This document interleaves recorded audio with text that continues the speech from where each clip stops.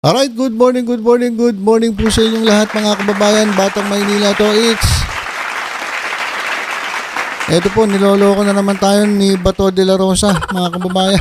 Niloloko na naman tayo. Mukhang gusto pa tayong budulin na ito ni Bato de la Rosa.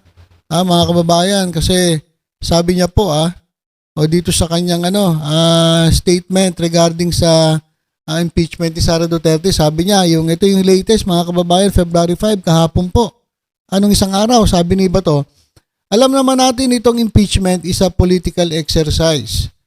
But still, as sitting judge, I have to maintain political neutrality.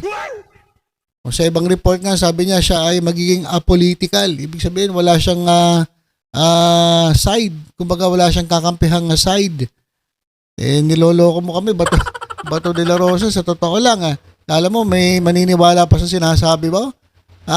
Na ikaw ay magiging patas? O saying he would maintain political neutrality once the Senate begins the impeachment trial of Vice President Sara Duterte.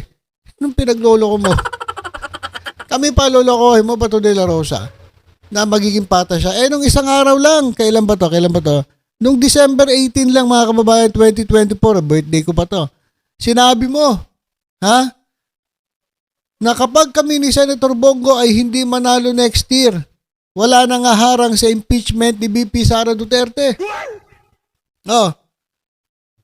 Di ba? Sinabi mo yun noong December 18, 2024. Na kapag natalo kayo ni Bongo, wala nang harang sa impeachment ni Sara Duterte. Tapos ngayon sasabihin mo, magiging neutral ka. Nagloloko talaga tayo dito ni Bato de la Rosa no? Kaya sabi sa inyo mga kababayan, ito talaga si Bato de la Rosa, hindi mo malaman kung anong klaseng utak meron dito. Kaya nga paalala ko mga kababayan, huwag natin bigyan ng pagkakataon itong taong ito na muling mailuklok sa pwesto. Kasi kahit nung umpisa pa lang, kitang-kita naman natin na ginagamit niya lang ang kanyang posisyon para sa kanyang pansariling interes. Unang-una, nung pinagtatanggol niya yung mga kaibigan niya, pinagtatanggol niya si Kibuloy. Tapos yung KOJC. Pero mo, binuli pa dyan si General Torre, dyan sa kanyang investigasyon. Yan po siya nangyari sa KOJC. Tapos ngayon, magkakaroon ng impeachment trial kay Sara Duterte. Sasabihin mo ngayon, magiging neutral ka? Ano ka, may tanga? Iba na lang. Bato de la Rosa, iba na lang ang lokohin mo, iba na lang ang budulin mo. Walang iya ka. Nakapalaman ang mukha mo magsabi ng ganyan. Kilala ka na ng taong bayan na ikaw ay talagang aso-aso ng mga Duterte. Nagsalita nga siya, birthday ko pa. Kapag kami ni Senator Bongo ay hindi manalo next year, wala nang harang sa impeachment ni VP Sara Duterte. Kahit simula pa lang, ikaw ay nandyan sa Senado para maglingkod sa mga Duterte. Wala ka na ilang batas lang ang naipasa mo bilang senator. Pabibilang mo lang sa daliri. Tas konti lang ang nakinabang. Pero, yung position mo talagang ginamit mo na sobra-sobra talagang nakinabang ang mga Duterte sa'yo. Mas maraming pakinabang ang mga Duterte kaysa sa taong bayan dito kay Bato de la Rosa. Tapos magsasalita ka, neutral. Iba na lang Bato. Iba na lang alokohin mo, wag kami. Pinagloloko mo kami. Ito, pakinggan nga natin si Bato de la Rosa nung siya na-interview, mga kababayan, dyan po sa media. Impeach kasi dito sa Tilimuyan. Katiguran ay abing very conduct natin. Bakit sir? Bakit? Nakikita ko na kanilang effort na talaga ito. Impeach sa Bibisar. How will this affect sir kayo po as bilang tatayong senator judge at kayo po ay mangangampanya din sir? Hindi bawas yung araw ng labas na sir kung nagkataon? Diba, ang daya nila, no? Nagawin kami hostage dito para magiging judge ng impeachment court. Tapos sila, magagampanya na. Kami dito ngayon, 24 of us will be sitting as judges of the impeachment court. Sir, hindi kami makapagpangampanya. Pwede mamangampanya ka na Kasi kahit naman mapakinggan mo yung mga ebidensya lamang kay Sara Duterte, ang boto mo pa rin, acquit eh. Di ba? Hindi naman problema yan eh. Makikinig ka ba dyan? Kahit ano marinig mo, kahit anong pagtatalo marinig mo dyan labang kay Sara Duterte, hindi ka makikinig. Dahil pag upo mo pa lang, ngayong mga oras ito, alam mo na agad iboboto mo eh. I-acquit mo si Sara Duterte. December 18 pa nga lang eh. Diba? December 18 pa lang sinabi mo na naharangin nyo ang impeachment kay Sara Duterte. Tapos ngayon parang namumblema ka na mangangampanya. Kalokohan yan. Pwede ka naman mangampanya eh. O sabi nga ni Chis Escudero, ibibigay lang sa inyo yung ebidensya. Hindi naman kinakailangan nandun kayo kasi oras nga ng kampanya eh. Sa kahit ano namang ebidensya ipakita sa'yo, kahit diin na si Sara Duterte, syempre, ang boto mo pa rin ay syempre ay pabor kay Sara. I-acquit mo si Sara. So, hindi problema yan, Bato. Ang dami mong drama eh. Hindi kami makakampanya. Ang daya-daya naman nila. Lugi kami. Kalokohan mo. Style mo, Bato, bulok. Iba na lang, Bato. Iba na lang. Pinagloloko mo kami.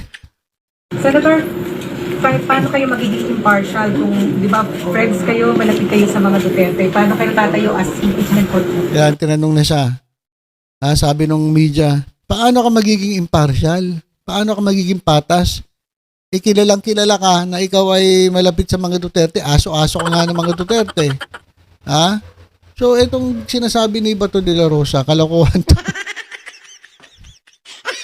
Pakinggan natin yung sasabihin ni Bato, mga kababayan. Alam naman natin itong impeachment is a political exercise. But still, as a sitting judge, I have to maintain my political neutrality. I should be apolitical by this time. Once magsuot ako ng robe, pero hindi pa ako nakapasukat eh. Nagawa daw kami ng tuga. Robe para judge talaga ang dating. Once suot ko na yan, I will have to maintain political neutrality. So, kasi ngayon ipagpapalagay na definitely hindi nyo i-convict si BP.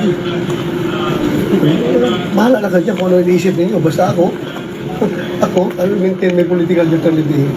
Dahil na rin yung magiging buto ko pagdating sa butuhan. Tingin mo pwede mong ikatalo nung nangyayari ko dahil hindi ka makakalabas ng mga kampanya, sir. And you are, sir, nasa number 10 po kayo sa survey. Medyo alanganin, sir. Depende.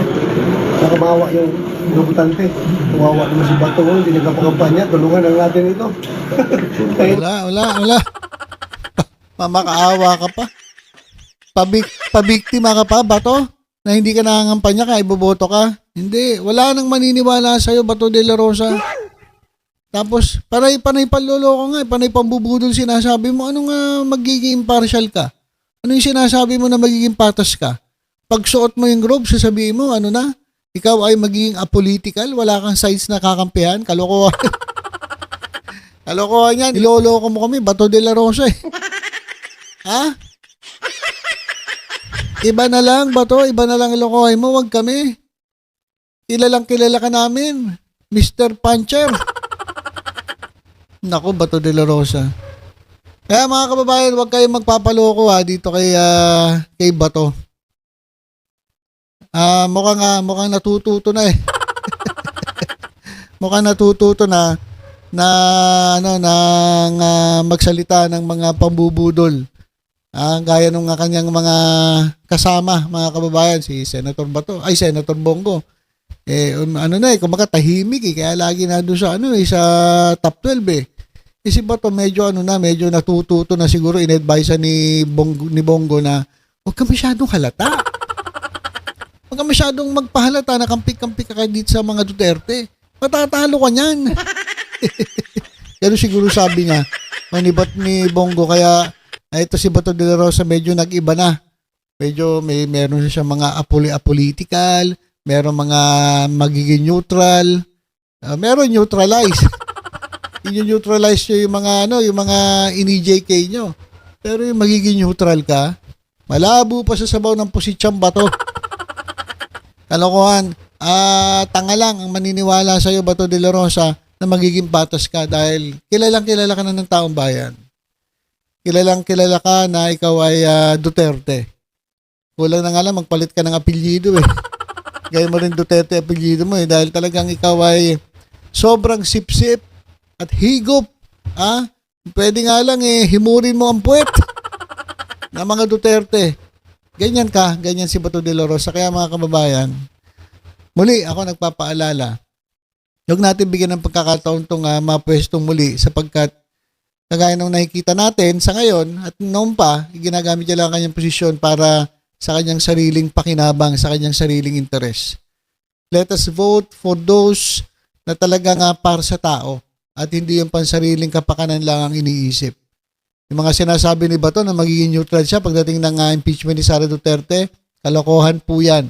Huwag po kayo maniniwala dyan. At kahit magsuot ka ng robe, makakaparing Duterte. Walang pagbabago yan. Kaya lang po muna ang ating update ngayong umagang ito. Basta tutok-tutok lang po. Palagi dito sa Batang Maynila to ay sa iba pang balita. Ingat po tayong lahat. God bless po.